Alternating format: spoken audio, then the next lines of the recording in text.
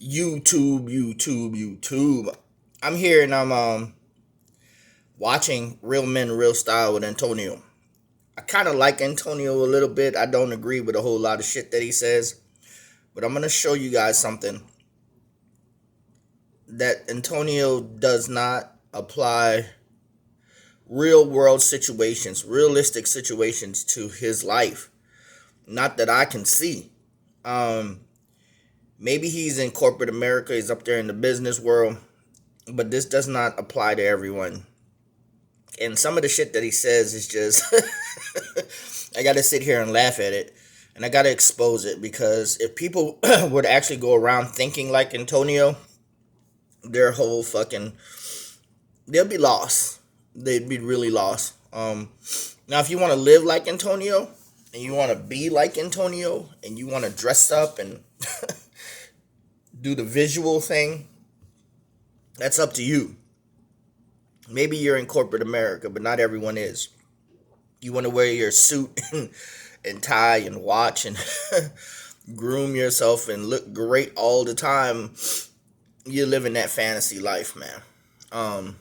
Some people actually live like that. I'm a everyday dude. I'm a blue collar worker. I consider myself a blue collar worker. I work hard. I use muscle. I exert a lot of energy. And with Antonio, I'm gonna let y'all listen to this. Some of this philosophical mumbo jumbo that he speaks, I just can't agree with. So I'm gonna let you guys listen to it, let you watch it a little bit. So here we go. Maketh the man. Do you know what that means? No? Well, let me give you a lesson. The origin. First off, I disagree with what he just did there. He took away Savage. He pulled Savage out the picture. Don't do that, man. I don't know if he pulled it away because he's going to use it, or he he took it away because it's too loud and he's trying to use his manners. I don't know. I disagree. I was like, man, leave Savage in the picture, bro. Origins of the proverb, manners maketh man, are attributed to William Horman. In 1519, he wrote the book Vulgaria, which meant common sayings is a headman. Okay, let's go with this first. Manners maketh the man, or manners maketh man. Now he's not talking about just one man. He's talking about humankind. But here's the thing: it was written by a man. It's opinionated bullshit, subjective bullshit again. That dude didn't have a standard of jack shit to start from jump. So I don't give a fuck about William Horman or whatever the fuck his name is. Whatever he said his name is. So right off the bat, I'm like, you got this from another man? Really? Another man wrote the book on manners? Manners should be something that's self-evident. You should already know how to be kind and be respectful and loyal. That comes with love and free will. Trying to be a good person, but no one is really good. So if you got this from another man, you already fucking up, Antonio. Let's go. Master at Eton School in England, he simply put down information which for him was common knowledge and he wanted all of his students to know. But what does manners... First of all, he said he simply put down in a book everything about being manners, being kind, and it's common knowledge. Well, if it's common knowledge, why the fuck would he have to put it down in a book? That didn't make any... That was self-contradictory itself. If it was common knowledge, shouldn't have to put it down, right? Common. See, that's the shit that kills me. It's like, wow, really? You got to make a video about some common knowledge shit? Okay. But let's listen. There's a couple of philosophical statements that he makes here, and I'm like, nah. Maketh man actually mean? And by the way, the word men does not just refer to men, but to all humankind. What this simple proverb does is extol the virtues of good manners. Manners apply to how you speak, they apply to your tone of voice, your gestures, and your actions. In fact, it's been argued what distinguishes human beings from... There's another book written, a more modernized book written about this kind of thing, but it entails much more detail about character, philosophical ideologies, and how to be successful in the business. I've read that book. That book has a lot, and what he's saying has a lot to do with fooling yourself. Basically, these people want you to be something that you're really not, and they want you to practice on being more of a snake. How you shake someone's hand, how you look at the contact someone's eyes, how your voice, how exciting you are. Like if you were going to an interview, heads up, shoulders back, you're up at attention, how you cross your legs, how you dress, all this kind of different things. But there's another book out there. I forget what it's called. I've read it when I was in Pittsburgh. And I'm not gonna lie to you, I didn't read it all the way. I read it like 75% of the way while I used to catch the bus and shit. I read it in Pittsburgh when I used to go downtown Pittsburgh to go to work. And it tells you about how to be successful. What kind of clothes you're wearing. Before you go to an interview, it tells you to study your job. Like if you're going to be a lawyer, to an interview for a position as a lawyer or a doctor, or any kind of position, it tells you just to study up a little bit about it. And while they interview you, you at least have some foreknowledge about the job. So therefore, when you go, you can impress. Impress. But this is common shit. You know what I'm saying? Common shit, and you can impress the interviewer or your boss or whoever's going to interview you. So it's stupid shit like that, man. That it's simple little tits and bits of shit, like how to be successful, dress, all this dumb shit, man. This is what Antonio is. He giving us an outdated book. Manners maketh man. This is an outdated book. This shit is crazy. All right, I think it's pure D fucking stupid that he's making a video about it. Honestly, you should have got you a more modernized book. But let's listen.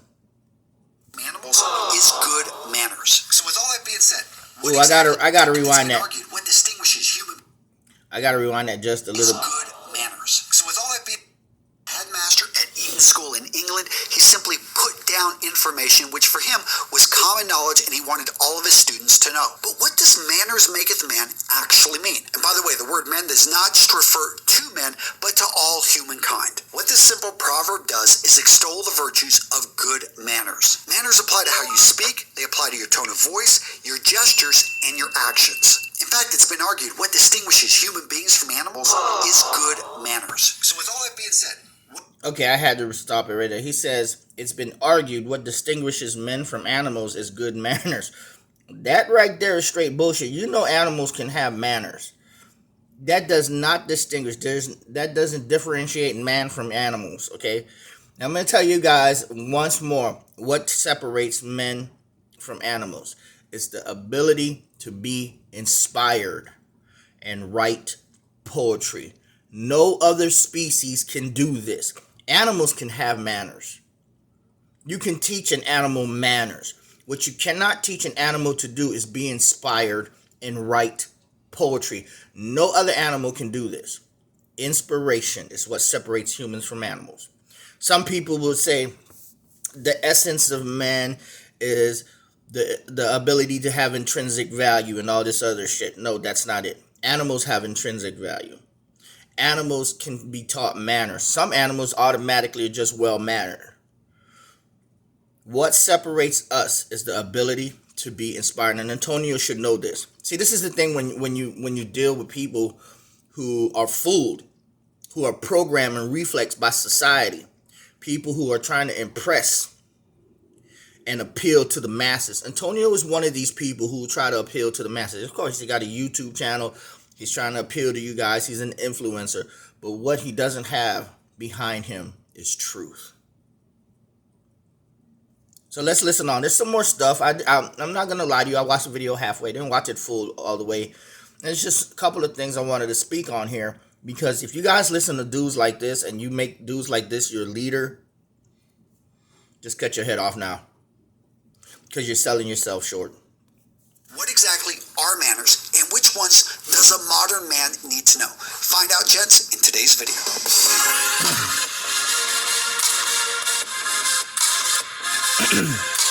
Today's video, gents, is sponsored by my grooming company, Vitaman. Now, personally, I could talk about Vitaman for the next hour. Our skin products, our hair products, our shaving products, all made in Australia using natural and organic ingredients. But I've got a better idea. How about I just put my money where my mouth is and give you some of my products for free? That way you can try them at home for yourself. yourself. I'm putting a link down in the description of today's video so you can go over to Vitaman and grab our sample kit. Always trying to sell you something. Always. For free. Gents, it's a limited time offer. I've only got so many packs available. Make sure to use that link. Go over to Vitaman and grab yours today. Look at that. Kept it short. Good manners, right? So the first set of manners I'm going to talk about are general respect manners. This is you being mindful of other human beings. Starting this off, the word please. You can use this in any request, sometimes in a question. The word please just simply acknowledges that you're asking another human being who is your equal to do something. Now, can you overuse it? Perhaps, but I find it using the word please to another human being who is your equal. Why does it have to be just your equal? Why can't you use please to people who are lower than you and people who are also higher than you, depending on what status you are at a work level? Why can't you just use please to anyone? Why does it have to be just someone you're equal? See, that's that bullshit. I went into the office like a couple months ago, and I was being reprimanded for something that I didn't do. Okay, and two of my bosses said, "How would you feel if someone were to tell you what to do and they were lower than you?" I said, "I'd listen." And both of them looked at me with shock in their eyes. I was like, yeah, just because I've been at this job for a while and someone just coming in has to tell me something, I'm not going to shut them off and like neglect what they have to say. I'm going to listen to what they have to say. And if it makes sense, I'm going to take heed. See, this is the mentality of these people in corporate America. They won't listen to somebody who's lower than them. In order for someone to speak who's lower than you, they have to open door to shit. And that shouldn't be the case. If they have a better idea, why not listen to it? And if it is actually better, why not take heed and do it and apply it? This doesn't make sense what Antonio's saying here. Let's continue. Today's society, that is rare. Next up, we've got the word thank you. This is a common expression of gratitude. Anytime somebody does something for you, you want to thank them with a verbal thank you, or in some cases, send a note. Next up, let's talk about interrupting others. This is when others are speaking, when they're doing something. Gratitude. Now, what Antonio fails to apply here, what he just says, saying thank you is showing gratitude. It's an expression of gratitude. No. Being thankful and having gratitude is one's ability to be happy. It shows a person's ability to be happy. It has nothing to do with just saying thank you. That is a way of life. Now, instant gratification is a different thing. You will never, ever, and I made a video about this, you will never see a person who isn't thankful. You will never see a person happy. You will never see that person happy. A person who cannot be thankful cannot be happy. But he just glosses over that like really quick and doesn't explain it. So let's continue. Something, and you are going to step in. In general, you don't want to do this, but if you need to, make sure to use the word excuse me. Now, using the word excuse me is also a polite way to grab somebody's attention. Okay, now here I'm gonna rewind that because you guys need to hear this. To thank them with a verbal thank you, or in some cases, send a note. Next up, let's talk about interrupting others. This is when others are speaking, when they're doing something, and you are going to step in. In general, you don't want to do this, but if you need to, make sure to use the word excuse me. Now, using the word excuse me is also a polite way to grab somebody's attention or to ask them to repeat themselves. The next set of respect manners I'm going to steal from the book, The 4 Agreements. And if you've read this great book, you know the first agreement is be impeccable with your word. What this means is that your words are very powerful. Only say what you mean and mean everything that you say. Gossip, talking about people behind their backs. We're all guilty of it.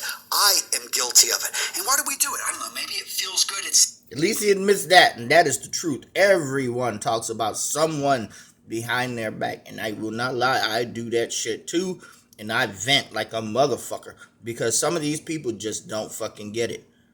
They just don't fucking get it. Just like I talked about my bosses, about how they wouldn't, they were shocked when I said, yeah, I'd listen to what someone who's lower than me, I'd listen to what they have to say.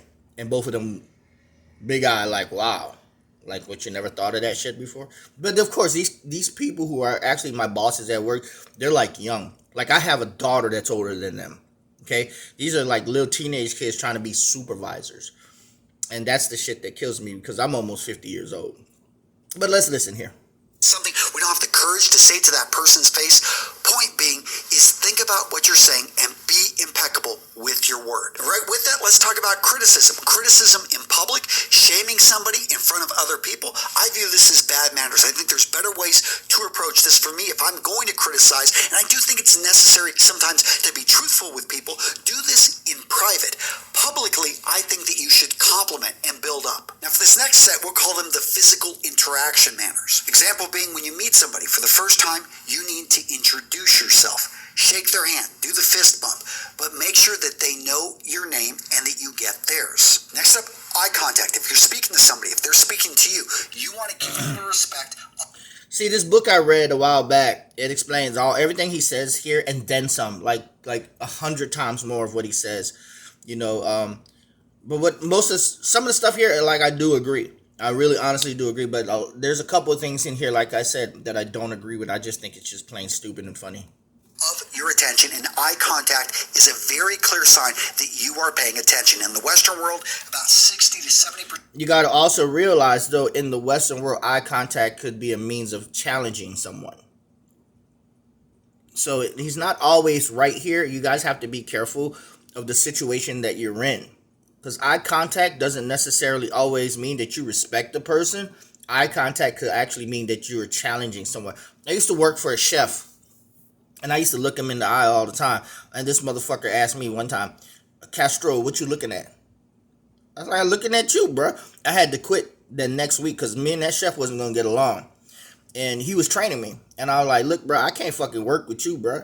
Me and you going to bum heads. I'm going to have to fuck you up. Like, we're going to have to fight. I'm going to take this chef knife, shove it down your fucking throat. Like, just because I look at you, bro, don't mean I'm trying to challenge you. I'm just looking at you like a man. You a man, I'm a man. So I had to tell that dude, I was like, bro, you can't really teach me because I've been cooking for a long time, man. I've been taught by Cajun chefs and Creole chefs down in Louisiana. This bullshit you teaching me about quinoa and all this shit ain't rocking, bro. This shit don't even taste good. I told him that when I quit. He asked me why I was quitting. I was a good worker. I was like, bro, I can't fuck with you, bro. I was like, it's not that I can't fuck with you. I don't want to fuck with you. And the dude was working for Emiliano's in Gainesville, Florida, when I used to live in Gainesville, Florida. And that's when I was homeless, and I actually got 2 jobs. I worked at Emiliano's and I worked at Wingstop. I was holding down 2 jobs, and I was being trained by a chef. But I couldn't continue with this dude. This dude was serving Cuban sandwiches as a chef. Do you know how easy a Cuban sandwich is to make? It's ham, pickles, and mustard and cheese. That's it. I'm like, dude, this is the shit that you're serving? He was serving seafood paella, fucking up a whole fucking Mexican dish, adding seafood to it. Do you know what paella is? It's basically just chicken and rice, man, with some seasonings. And if you add sausage, it's okay. But, like, he was adding all kind of crazy shit to it. And it wasn't that good. It was okay, but it wasn't great. You know? He wasn't a great chef anyway. Here, let's listen to this shit. 80% of the time, you want to maintain eye contact. I know some of you guys over in the East, some of you guys over in maybe India, some of you guys over in South America, rules are maybe a little bit different. So let me know down in the comments how some of these rules, because I know all these mannerisms, yeah, in certain countries, you can't look at your superior in the eye. You have to look down. Head down. In some countries, you can't look at your superior more than a couple seconds. So, like I said, this is a lot of this is subjective bullshit, what Antonio's telling you. A lot of it does apply to people here in America, in the Western world. Yeah, true. But like I said, business is done everywhere. Just like he says here. They change from culture to culture, country to country. And I want to hear from you guys down in the comments. If you agree, disagree, you've got something to add to make this video better, make sure to let me know down below. Now, this next one, for some reason, is controversial in certain circles, but we're talking about opening doors and holding doors. My general rule, and this applies to all manners, is to be... And he is right here, opening doors for certain people. A lot of women today have killed chivalry. You can't fucking open a door for a feminine anymore. I got this chick at work. Anytime I try to help her, she don't want the help. And she a little bitty something. I can do it. I'm like, okay, get it. After a while, honestly right now, I'm getting sick of this shit. Like, bitch, let me help you. Like, you see me big bulky, you see you little thing, you about to catch a fucking hernia if you don't let me pick up that case of potato for you. And she's always at me like, you're such a male chauvinist, John. I'm like, it ain't had nothing to do with that, little girl. The fuck is wrong with you? And that's women. Radical feminists have ruined that for other women. Well, let's listen. Be mindful of other people.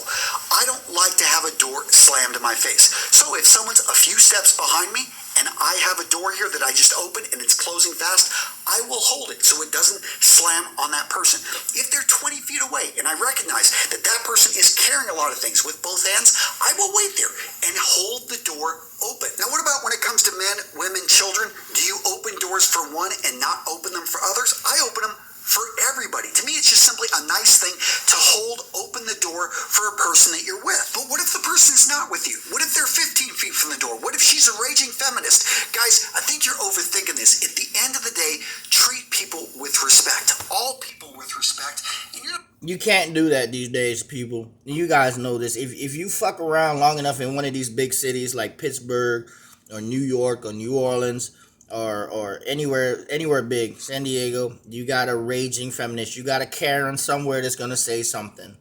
Look, your best out, if you're gonna open the door for yourself. If the door is self-closing, let it fucking self-close. Now, if you want to be nice, but good luck and hope and pray to God that the person you're holding that door open for isn't a raging fucking feminist. Understood. You can't please everyone, and even when you try, you still can't please everyone. you're not going to have any issues. And if somebody does complain about you being a considerate human being, yeah, you're not the one with the problem. Also on this list, public transportation. Give up your seat to somebody that may need it. A pregnant woman, an older guy, somebody that looks really tired. And let's talk about getting on and off an elevator. Let people off the elevator first. Let them off the tram first, and then get on. Now, this next one drives my wife nuts because she comes from a culture in which this is the norm, a family in which they... Getting on and off the elevator first. I don't think Antonio even has ever been in a bustling motherfucking city. It doesn't matter. It doesn't matter. On a subway, trying to get in and out. Has he ever been like in Pittsburgh, where the subways are cram packed, or New York, where the subways are cramped? Not even the little women, the hopeless little women, or even handicapped people will give a fuck about you. You will be left and you will miss the subway. You will miss. Go to California. Oh my God. Try to catch the bus in California when about 3-4 o'clock. See if your ass even gets on that bus. See if your ass gets on 2 or 3 buses if you don't hurry up and get in that fucking line. And you don't have the eye of the tiger with you to get on that bus. You will get left behind. Let people on and off first. Are you crazy? I'm trying to get home, motherfucker. You think I want to get home at 7 o'clock at night? That's not how that shit works, people. Antonio is telling you to be nice. That shit gonna get you eaten alive. This is dog eat dog world, son. You better fucking learn something. Especially in these bustling cities. Especially I lived in San Diego, man. You try to catch the bus or the red line. It's called the red line, the streetcar. Try to get on one of those during busy hours. You're getting off from work and you want to go home. It don't fucking work. Being nice don't work, Antonio. You gotta have the eye of the tiger. You gotta dog eat dog, man. You gotta have that mentality or you just gonna get fucked. You be nice all you want, Antonio. Your ass will be getting home at 10 o'clock at night, son. This is the shit I'm talking about. Let's listen. Practice this, and she came visiting here in the United States, my family, and we didn't always practice it, and it was something she was shocked by, and that is when you visit somebody, everyone in the home that you're visiting should actually come meet the visitor. You should introduce yourselves. You should say hello to them. You should ask how they're doing. Yes, you may be into your video. Yo, man, that's just common sense right there. Everybody in the family should come meet the visitor. Yeah, of course. Maybe they do have some families that don't do that, but I don't give a fuck. If I go visit someone's house and motherfucker don't want to come greet me, then fuck you. I ain't gonna hold it ain't gonna be no no nothing, no never mind about it. Okay, Sam. Oh, I don't understand that one, but okay. Video games, you may be watching your favorite television show, but we don't gather around the television like it's a fire and all watch television. No, we actually should meet and we should interact. That's the whole purpose of meeting. I'm not going to call anyone out in my family, but it was something that I had brought to my attention, and now I know at my home we enforce it with my kids. I make sure anytime we've got a visitor that everyone comes down to greet the visitor. Next up, when you bump into somebody unintentionally. Fuck that. I'm not some visitors that come to my house I don't want my daughter to see. Baby, stay in the room. A visitor could be anybody. Could be someone installing your cable or doing something for your internet. I had a cable dude just come in here like a couple months ago. I told my baby girl, stay in the room. I don't want him to see you. Not everybody should see your fucking family, man. You shouldn't whore your family out to everybody and to the public and to visitors. It ain't happening, man. I disagree with that one. Let's continue.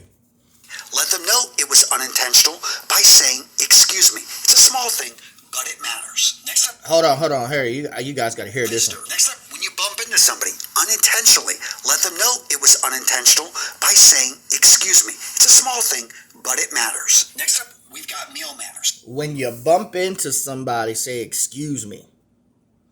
Like I said, I don't think Antonio has been out there in the real world in one of these ghetto ass cities like New Orleans or Pittsburgh or out there in San Diego. You go bump into one of these thug ass motherfuckers and say, excuse me, see what happened. Bam, excuse me. They gonna think that you thinking of they should have moved the fuck out your way. And you get your head blown off. Look, saying excuse me when you bump into somebody sometimes ain't gonna save your ass. More likely, what you should say is, I'm sorry. That way you don't get the words confused. Because that's like saying, excuse me, it's like typing. You know how black women are. When you tell a black woman something off-putting or you even do something, excuse me? Black mentality, man. You got to think about shit like that. People's mentality. Words mean different things to different people. Excuse me. Is that excuse me or is that excuse me? Or is that excuse you? You see what I'm saying? It's the mentality. Antonio doesn't say, look, best thing to say when you bump into somebody is, my bad, bro. Or I'm sorry. Look, the average person, white person, with the average white mentality, and I'm not saying white is a mentality, but I'm saying with the proper etiquette, person with the proper etiquette will know what excuse me means. Okay? But the most threatening ones are these thug people, thug motherfuckers out there in the world, in these big cities. You bump into them or you step on their shoes, excuse me ain't gonna get it.